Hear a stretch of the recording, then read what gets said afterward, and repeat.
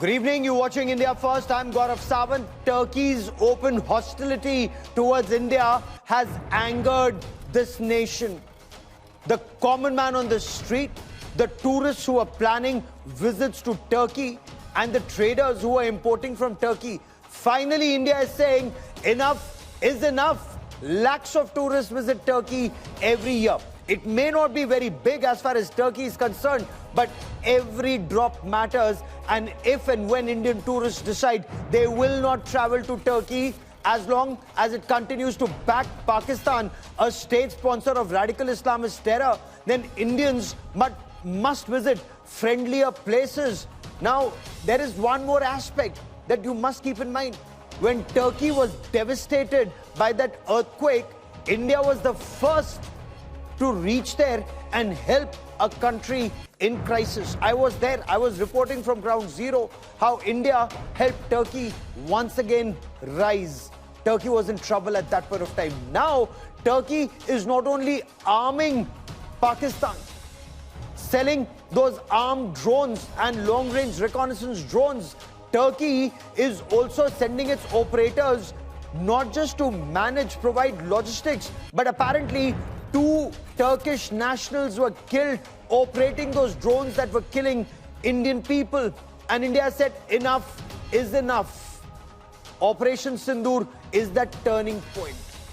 2 were reportedly killed, Turkish nationals, and Turkey's President Erdogan is openly supporting Pakistan.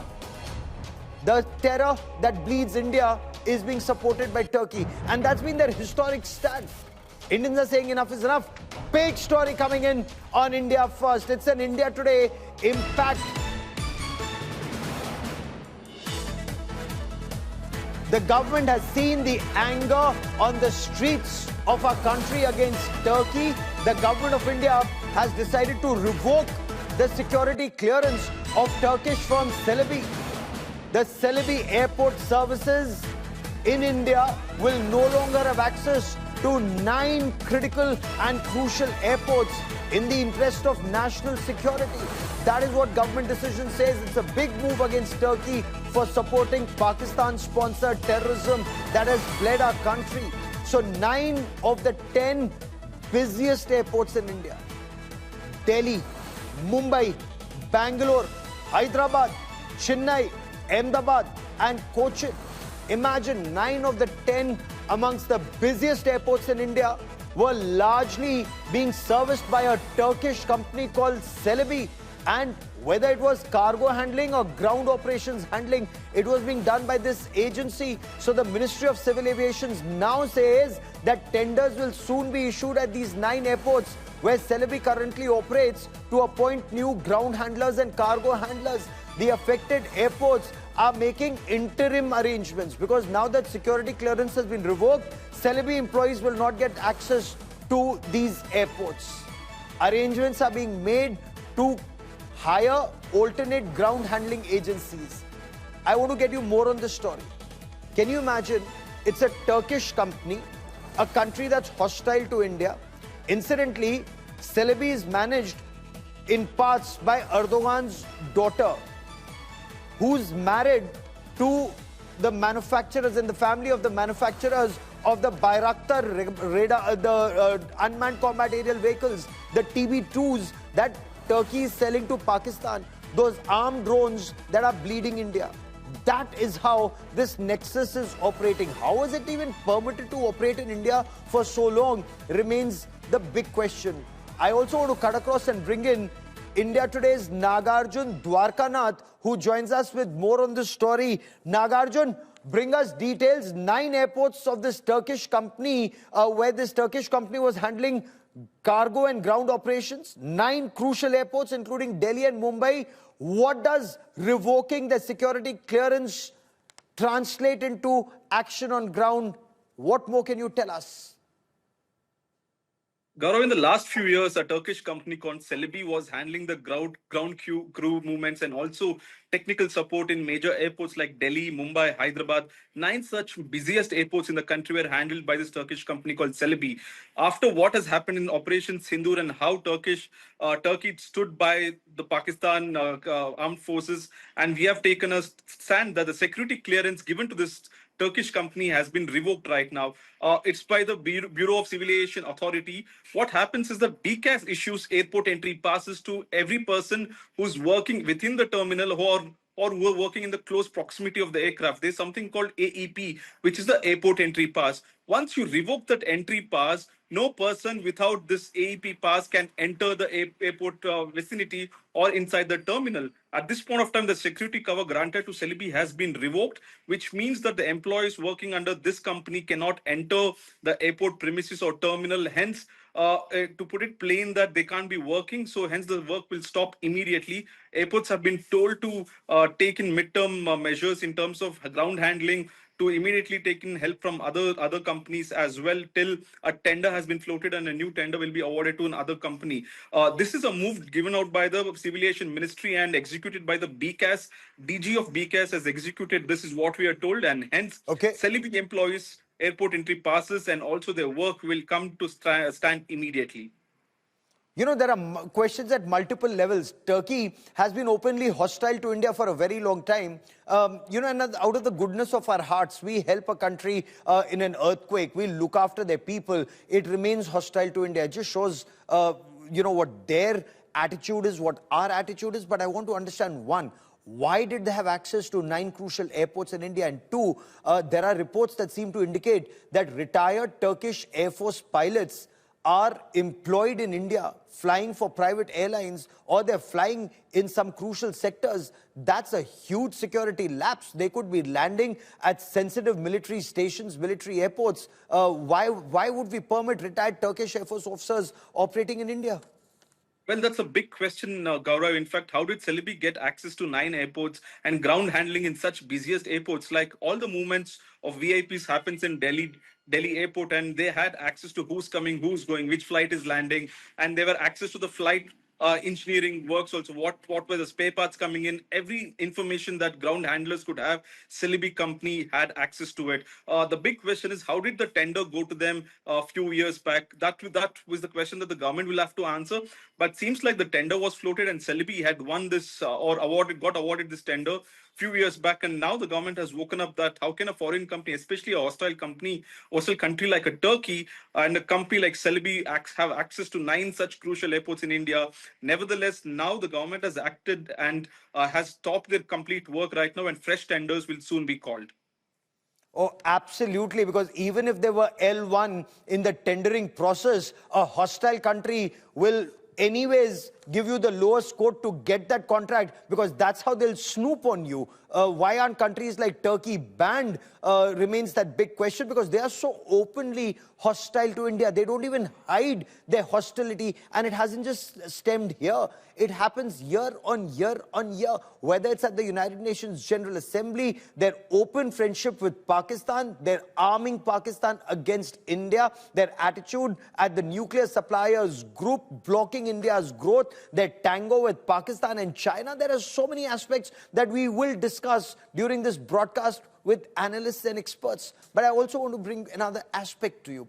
When Prime Minister Narendra Modi pledged not just to impose unimaginable costs on that radical Islamist state sponsor of terror, now Pakistan ran to 2 countries. One, China, their master, and the other, their brother, their backer, Turkey. And both China and Turkey rushed to arm Pakistan. Turkey sent 6 military planes, the C-130 transport aircraft, and a warship to Pakistan. Intelligence inputs indicate that Pakistan was being given both armed drones and reconnaissance drones. Now, some of these were what are known as HAIL and MAIL. HAIL means high altitude, long endurance drones, and MAIL means medium altitude, long endurance drones. As you can make out, long endurance, they can stay in the air at either high altitude, which is about 35 to 40,000 feet plus, or medium altitude between 15 to 25,000 feet altitudes, long endurance for several hours. Pakistan, in some instances, did not even know how to operate them. So Turkey sent its logistics team, maintenance team, which, according to reports, was not just handling these drones or logistics, was also using them or handling them during operations, during kinetic operations against India as part of India's Operation Sindoor, when innocent Indians were being killed. And finally, once that information came in public domain, Indians have said, enough is enough. It wasn't just Pakistan. India thwarted attacks from China-made missiles and Turkish drones. In fact, Turkey played a key role in supporting Pakistan's drone operations. There are inputs to believe that Turkey not only sold armed drones to Pakistan, but that there were also some Turkish operators guiding drone operations that targeted Indian civilians and soldiers. इतने बड़े पैमाने पर हवाई घुसपैठों का संभावित उद्देश्य वायु रक्षा प्रणालियों का परीक्षण करना और खुफिया जानकारी इकट्ठा करना था। ड्रोन के मलबे की फोरेंसिक जांच की जा रही है। प्रारंभिक रिपोर्ट्स से पता चलता है कि वे तुर्की के असीस गार्ड सोंगर ड्रोन्स हैं। Sources tell India today that 2 Turkish military operatives were also killed as part of Operation Sindoor. Pakistan has reportedly used Bayraktar TB2 and EHA drones against India. The drones are believed to be used for target designation and potentially kamikaze strikes, especially to threaten forward Indian positions or supply convoys. Turkey's strategic defense ties with Pakistan have grown at an alarming rate in recent years. The Turkish government has not only supplied critical military hardware, but has also conducted training for Pakistan's army. No wonder then that the Turkish president has reiterated his support to Pakistan. The nefarious terror attack, or with the missile attack against Pakistan, we had a very clear stance. We expressed our support to the Pakistani public and the tension which reached serious levels, and in order to decrease it, we made efforts. The aftermath of Operation Sindoor has exposed a complex China-Turkey-Pakistan collaboration in drone and missile attacks. Gaurav Sawant, Bureau Report, India Today. And let me tell you a little more about the drones, the unmanned aerial vehicles and the unmanned combat aerial vehicles that Turkey has supplied to Pakistan. Let's first talk about the Bayraktar TB2. Now, the Bayraktar TB2 is a medium-altitude, long-endurance drone. It's long endurance, but it's also slow-moving. So in combat, it can easily be targeted. It's a UAV. It can also loiter over the battlefield for quite some time. And this is what it looks like. It can loiter over a battlefield for almost 24 hours, gives real-time intelligence. It can also be used as a laser designator for fighter planes to then target any VA or VP or vital asset or vital point. It can just paint the target to acquire it. For a precision-guided munition, it can, for example, be used to destroy radars or an artillery battery that could be targeting tanks or air defense systems. Of course, Pakistan did not succeed, and that just shows how India's air defense system is much better, the Bayraktar to fail. Let me now tell you about the Baykar EHA-3. Again, this is a Turkish design loitering drone. It has a tubular body. There you see this. It has a tricycle landing gear. Remember, the debris of this was found. It has about the capability of carrying 35 kgs of high explosives. With the high explosive warhead, it's almost like a loitering munition. It can loiter and then go slam dunk into the target. It's powered by a Chinese DLE-170 engine. It can either take off from a runway. It has a tricycle kind of a format for it to take off, as you can see there, or it can also be launched through a catapult. Then the device that the government was talking about, you heard Colonel Sofia Qureshi talking about the Songar. the Songar drones. Now, they operate in rather tight spaces. Now, these are the quadcopters, but when you see it, it can either launch an improvised explosive device or even a machine gun in places like alleys or buildings. It can engage snipers, it can lob a grenade, it has a machine gun that can fire very rapidly. It comes equipped with day and night cameras. It has an inbuilt grenade launcher and can fire not one, not two, up to 6 grenades. Now, that is the kind of military hardware that Turkey was selling Pakistan or giving to brother Pakistan during a conflict with India. And yet, lakhs and lakhs of Indian tourists spend their hard-earned money vacationing in Turkey.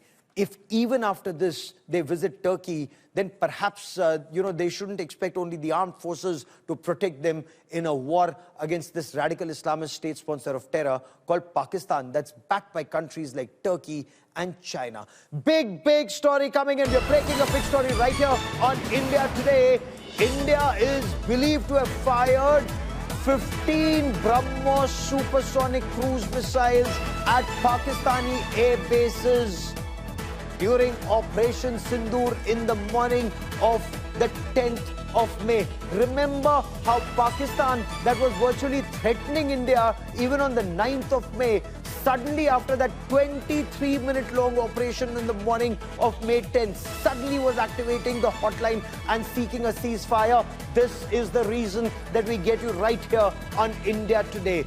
Brahmos is a supersonic cruise missile, flies at the speed which is 3 times the speed of sound. More than 3,700 kilometers per hour is that speed, and there is no air defense system that Pakistan or China or any other country may have that can stop a Brahmos in flight, and especially if it's an air-launched Brahmos supersonic cruise missile fired off a Su-30 MKI. Su-30 MKI is Russian-made Su fighter jet, of course, made in India under license. It's manufactured in India, lock, stock and barrel, and a Brahmos mated on it. That can, of course, take 8 tons of ammunition. But imagine a Brahmos on a Su-30. It's perhaps the deadliest combination ever. So Pakistan Air Force lost its vital assets and vital points at 11 of their 13 air bases that were targeted on the 10th morning by the Indian Air Force. And joining me now with more information on this huge story is India Today's Manjeet Negi. 15 Brahmos supersonic cruise missiles fired. No wonder Pakistan, virtually, if I may, metaphorically, on a bent knee, Manjeet, was seeking a ceasefire. Bring us details, Manjeet. Well, Gaurav, on after the 6-7 May drone and missile attack by the Pakistan Army in the, around the 40 cities, different cities across the Rajasthan, Jammu and Kashmir and Gujarat, the Indian Air Force launched a massive air raid against the 13 Pakistani air bases, and the Indian Air Force launched the massive attack by the first time on the used by the Brahmos missile. And in 8 and 9, total 15 Brahmos missile has been launched on the different locations, including 11 air bases. And the aircraft mission carrying the missile like Brahmos and Scalp flew from the different air bases in the in the Western Air Command and the Southwestern Air Command. And the aircraft attacked almost the major air bases Pakistan, including especially the 11 air bases, including Chaklala and the other important air bases. And Gaurav, the first time the Indian Air Force and the forces first time used launched this massive Brahmos attack on the Pakistan air bases, launched by the 15 Brahmos missiles. Brilliant, absolutely brilliant. India Today's Manjeet Negi getting you those exclusive inputs. And remember, once a Brahmos supersonic cruise missile has been launched, there is nothing that Pakistan has that can stop it, except, of course, seek peace and ceasefire. It's temporary. Manjeet, the forces are on a state of the highest alert even now. Manjeet, before I go back to that story on Turkey's deceit, I want to understand, this is a hot pause. It's a hot standby as far as the armed forces are concerned, because Pakistan clearly cannot be trusted. What are your sources telling you about the situation along the line of control, the international border, the armed forces on a state of absolute operational readiness? Anything can happen anytime. That's the level of preparedness, Manjeet? Gaurav, so far the Indian Air Force, especially the Indian Air Force, damaged the Pakistani Air Force in a massive manner, and the all air defense system, the both aircraft and the ground system of the Pakistan Air Force Command and Control Center, especially the AVAX system, has been targeted by the Indian Air Force. And so far, the Pakistan Air Force got a massive losses. So, absolutely. Absolutely. Massive losses for Pakistan Air Force, including of their prestige, their pride. Today, Manjeet, many thanks for joining me. Today, we can clearly say Pakistan neither has Izzat nor Iqbal.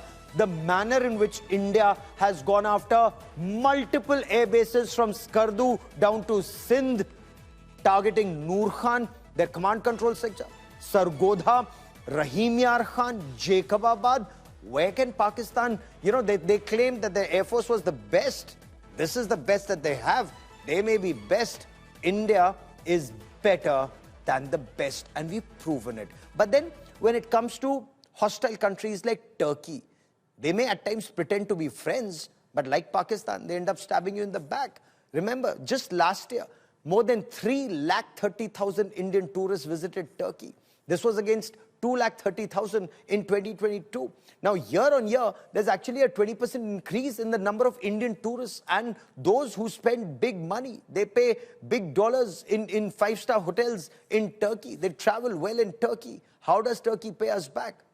By contributing to Pakistan with their drones and their drone operators. But now, Indians are saying enough is enough. They don't want to buy stuff that's made in Turkey. Small but significant steps being taken. Now, joining me on this India First special broadcast is Air Marshal Anil Chopra, former Director General of Center for Air Power Studies. Professor Brahma Chilani is former advisor to India's National Security Council. And Dr. Vaila Wad is a political analyst and senior international affairs correspondent. Air Marshal, I want to begin by asking you, sir, Turkish drones bleeding India is just one part of the story. What's even worse is Turkish operators were handling those drones during Operation Sindoor, and that takes Turkey's deceit altogether to a different level, doesn't it, sir? Yeah, Gaurav, before I speak about the Turkish drones, I want to just quickly add one point about Brahmos. I think it's the best weapon that we have in our military inventory for surface attack and even anti-shipping weapon. Why? Because you rightly mentioned that it is supersonic, it's high speed, it's very accurate. We have in large numbers, it's made in India. So all the things are in its favor. I'm so happy to read that such a large number of missiles have been used for this operation. Now, quickly, I will make a few points about Turkey. You know, Turkey took Pakistan under its wing, under an Islamic country. Right in the 1950s, they joined CENTO together, and they openly supported Pakistan in Kashmir. And never, all the time, they were supporting Pakistan. And of course, their military relationship dates back to many years. You know, F-16 upgrade was done by the Turkey for getting the F-16 to 52, plus standard. And after that, UAVs, UCAV, you have already covered the details, so I will not repeat this. The Mishak trainer of the Pakistan forces flying with them. They've given to Pakistan 4 naval ships. There are, large number of officers who are training between each other. I must also mention that in their fifth generation aircraft, the Khan, there are about 200 Pakistani technicians and engineers who are sitting with them. They're working together. So there is a lot of activity taking place. And of course, I must also mention the Pak mercenaries were used by Turkey in Syria, large numbers, nearly Yes. 1,500 of them. So see the kind of, and of course, the most recent one being a large number of drones have been physically flown and also brought by ship. The Pakistanis went to the Turks immediately after Pahalgam happened because they knew that the Indians will hit them hard, and they brought, and you know, we all seen that Turkish aircraft C-130 has been coming, and they've often used, you Yep. know, PIA, you know, codes to deliver in, and that is one of the reasons why we also wanted to hit Noor Khan Air Base, because that's where a lot of these things were being unloaded. So you see that relationship between these two countries has been large. Military aviation is an area where they work together. The Imagine number if they are so close, why should Turkey have the kind of access it does in our country, sir? Professor Chilani, isn't this mind-boggling? Turkey that's so openly hostile to India, handling cargo and ground operations at 9 airports, including Delhi, Mumbai, Chennai.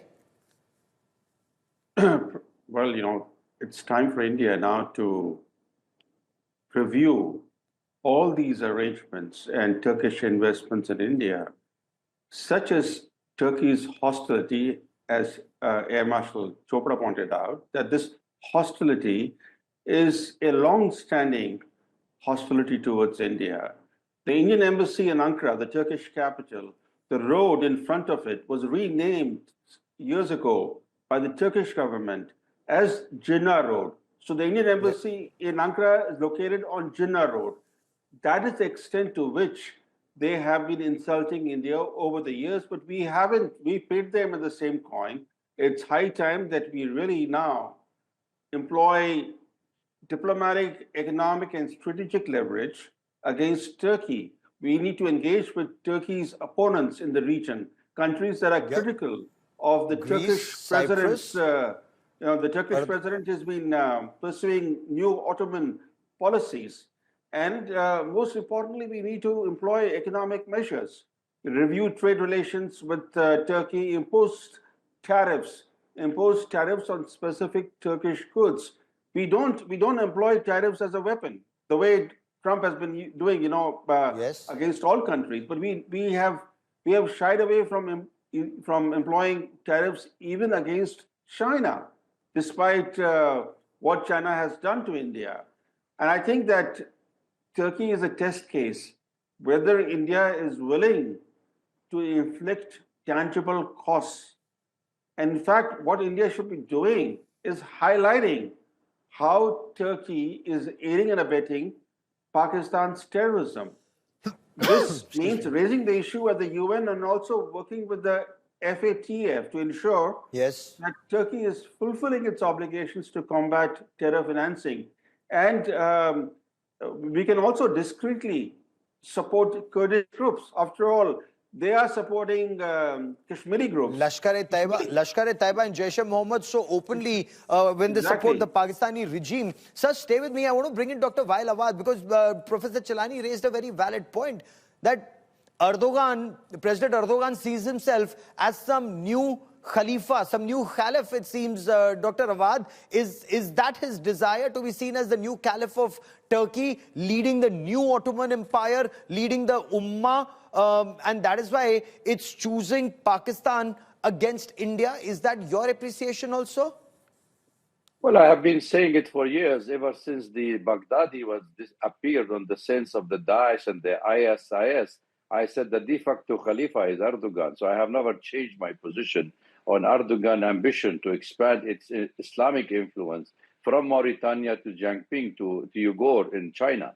So therefore, he has been working on since 2011, where he started with the Arab Spring, where most of the Arab countries' governments have been toppled because of his involvement, especially joining hand with the Muslim Brotherhood organization, who hijacked the aspiration of the people of the region who wanted to looking for aspiring to democracy. So Turkey has played the card of the Islamist movement to take a lead, Turkey, in the world. And Syria is the best example to see that the conflict in Syria currently is between Israel and Turkey, who can grab more land, rather than it has been between Iran and Israel 4 years ago before the toppling of Assad regime.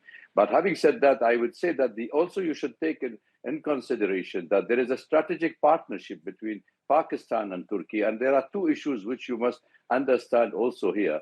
Is one, that in the 22nd of April, when the Mohammed Shahbaz Sharif went to meet with President Erdogan, he signed with him a 22 MOU and agreement, and 3 of them were actually on the military basis, and they are having joint ventures in many of the military projects, and Pakistan is taking full advantage of Turkey being a NATO member, Turkey having the sophisticated arms which they have used it in this war. These are the issues. So nothing new in this, except that the Pakistan also discovered oil on the offshore of Pakistani side, where Turkey's companies are moving forward. So you cannot break this relation, neither in the economic front nor in the religious front, where they are reviving, or the Islamist movement all over. And that's why India has to tighten its belt, because what happened in Bangladesh, what happened in Pakistan, what's happening in Afghanistan and CIS country is all a worrisome for India as well. Oh, it indeed is. And once they start fishing in troubled waters in India's neighborhood, Professor Chilani, before I bring in Air Marshal Chopra, this Arab Spring, and I was covering it in Cairo, and I saw the violence, the rampage that followed there. The situation kept deteriorating. And even there, in hushed tones, there was talk about Erdogan messing around. But in hushed tones, there's always been a conversation that people like President Erdogan of Turkey, Imran Khan of Pakistan, and the regime in Malaysia, that time it was Mahathir Mohamad, but even then we were told that they are trying to remove Saudi Arabia as the leader of the Muslim world, and Turkey wants to emerge as the leader of the Muslim world, that Pakistan and Malaysia will back. Why are countries like Saudi Arabia and the United Arab Emirates permitting this when Erdogan is so openly hostile towards them? Well, there is a rivalry, a split in the Muslim world between Turkey on one side, Saudi Arabia, UAE on the other side. Turkey has good rapport with the Emir of Qatar. Yes. So Qatar is on Turkey's side. So there's a clear split in the Islamic world. And Saudi Arabia and Qatar are virtually at daggers drawn. Yes, and as you rightly point out that at one time Malaysia was part of this of the Turkish-led clique. But what's interesting is that Pakistan is able to straddle both camps. It's close to both Saudi Arabia as well as to Turkey. That's very interesting because most of the other Muslim countries tend to be either in one camp or the other. But Pakistan very deftly has been able to play both sides and extract concessions from both sides. As you know, it has received bailouts from Saudi Arabia. It's receiving substantial military assistance from Turkey. So clearly, Pakistan has done well by exploiting this rift in the Arab world to its advantage. But I think in terms of what India can do against Turkey, we should not forget that it's not just Turkey. India has allowed the bilateral trade surplus with China to cross India's aggregate defense budget. So that really, in effect, what India is doing is underwriting China's economic and geopolitical power by allowing China to have such a mammoth trade surplus with India. In fact, I don't have the latest figure, but for 2022, that's 3 years ago, India contributed nearly 12% to China's overall trade surplus in the world. And it's China, Turkey, and Pakistan together that were bleeding us even during Operation Sindoor. Marshal, before I come back to Turkey, and since Professor Chilani has specifically named China, I want to quickly understand from you.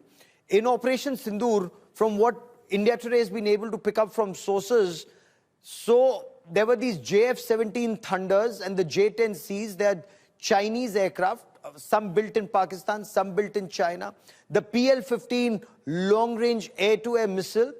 There are some reports that seem to indicate, or some information, that it were Chinese operators, whether they were in Pakistan or was a satellite operated or elsewhere. They were guiding these operations. Were they even firing these weapons in your appreciation, sir? Gaurav, undoubtedly, with 80% of the military hardware with Pakistan coming from China, China has a great role.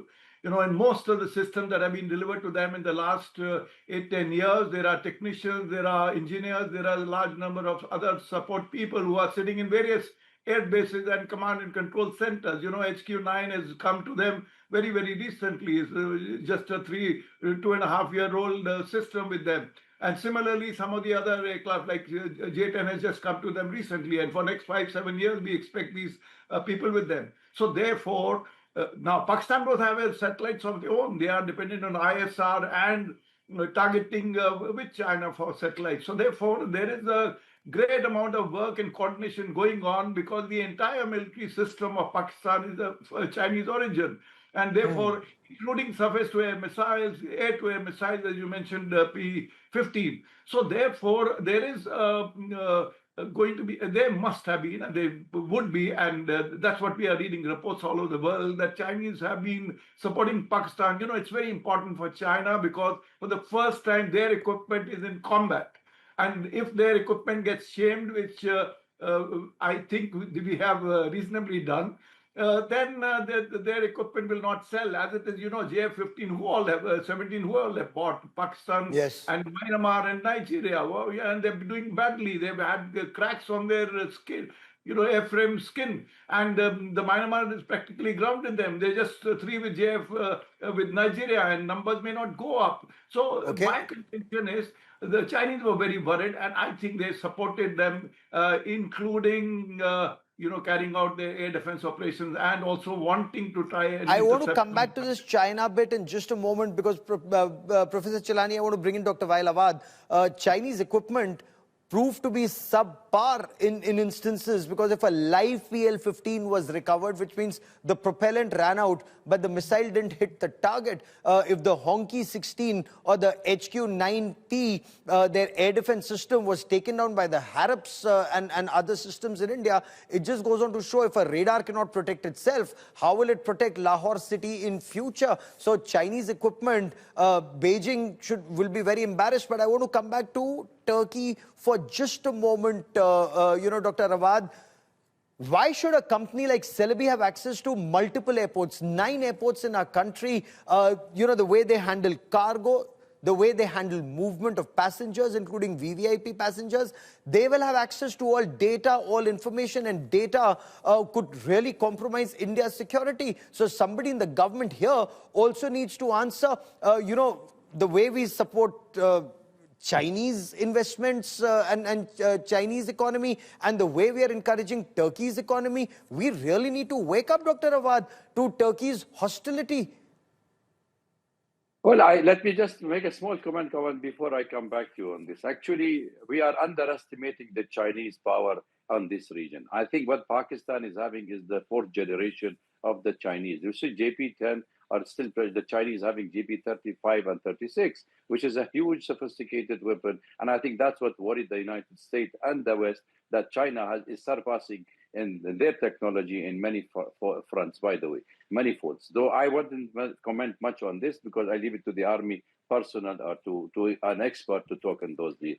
But Turkey, for example, India has been diversifying its sources of buying arms from all over the world. They have been also using soft power policy in getting India recognized. You see, we know that India for the last 2 decades has been on the uprising and have a reputedly and respectable position globally. So I think that's why India continued that sort of relation with all the nations. Even Turkey approached India, by the way, for having many, cultural exchange but India was reluctant because they knew the intention of Turkey. But in business and in terms of relation, I think that's the government has to decide who is good and who is bad and why shall we feed the Chinese when we need the Chinese, or why should we allow the Turkey when we need? So people to people there. My take on this, actually, there is no questions of going for a full-fledged war in South Asia, whether we like it or we don't like it. What we need to see at this point of stage is, let us activate a forum or some maybe Shanghai Cooperation in bringing down tranquility. There is no question that there we can see a destruction. You know what will happen for India and Pakistan if this war really went a full-fledged war? The world will be watching, and the global peace and security will be at risk. But I think India is taking diplomatic move internationally to isolate Pakistan. If we concentrate on those issues and bring people to the table to discuss, I think there we can achieve. And India can win, not only militarily, but can win politically, economically, and also globally. No, I completely agree with you. But then how do you bring somebody to a negotiations table that wants to kill you on that same table? It wants to ask you your religion and then shoot you in your head at point blank range and then probably have a meal at that same table. That's that mindset of Pakistan state-sponsored radical Islamist terror. And trust me, I've covered it for 3 decades. Pakistan won't change, Professor Chilani. I mean, I just want to tell you what Mr. Jaswant Singh said it once. He said, you can't choose your neighbor. So let's do it that way. No, I know I can't choose my neighbor, but I can choose to hit him so that he knows not to strike me. And that's very clear, Air Marshal Chopra. The 15 Brahmos supersonic cruise missiles were a message that state sponsor of radical Islamist terror would learn that, yes, we can't change our neighbor, but we can put him in his place. Yeah, see, this decision was taken at the political level, at the highest political executive level, and we have, we have shown lots of maturity for the last 30 years. After 2008 Mumbai attacks, we used diplomacy, and then after Uri, we went into the some strike across the border, LOC, and now then Balakot, we did a deep strike, and now we have been telling them that we will take it that much and no more. And I think that is what was the aim of this exercise. Immediately after the strike on the terror targets, the militaries had spoken to each other that our aim was to punish terror, not to hit military and civil targets. We didn't want to escalate, but then the other side decided to send drones all across the country, right from Srinagar down to Bhuj and Nalia. So therefore, a large number of 400 odd drones came here. They tried to hit military and civil targets, and they got an appropriate response. So it is, the dynamics in South Asia are going to be like that, and a new normal has been created. Air power will be used. The militaries are still on hot standby. They are, absolutely ready, and we are hoping that no side will take a foolish act. I agree with the Dr. Saab. That we all need to be mature. Yes, the government has done that. When the proposal for ceasefire came, we did that. But that doesn't mean that we will let the terror carry on, to bleed us for thousands. The last 30 seconds I have on this part of the show, Professor Chilani, the apprehension is Pakistan has realized militarily it always knew it can never defeat India. Militarily, it had learned that lesson. However, it may still use terror as an instrument of its policy, and this time perhaps through the Bangladesh route, the Nepal route, some other route to bleed us and then say, not us, you dare not target us. Well, I think India is the only country in the world wedged between 2 closely aligned nuclear powers, China and Pakistan, both of which lay claim to sizable swaths of Indian territory. And this nexus is imposing significant costs on India. And contrary to the assertion that you cannot change neighbors, the biggest developments in modern world history have been the change of neighbors. How did China become India's neighbor? Not because of geography. They usurped because Tibet. of annexation, occupying Tibet. The disintegration of the Soviet Union created new neighbors for countries. Yes. So the biggest developments in the world in modern history have been the change of neighbors. How did Bangladesh emerge. Very good point, sir. By Very good changing point. political Perhaps we need geography. Sindhu Desh as our neighbor, and we need an independent Baluchistan as a neighbor next to Sindhu Desh, and a separate Pashtunistan. Let's see. I mean, we don't know, Dr. Awad. We don't know what future has in store for this region. I've run out of time, but Professor Chilani makes a very pertinent point, and I leave all our viewers with that thought. A powerful Pakistan.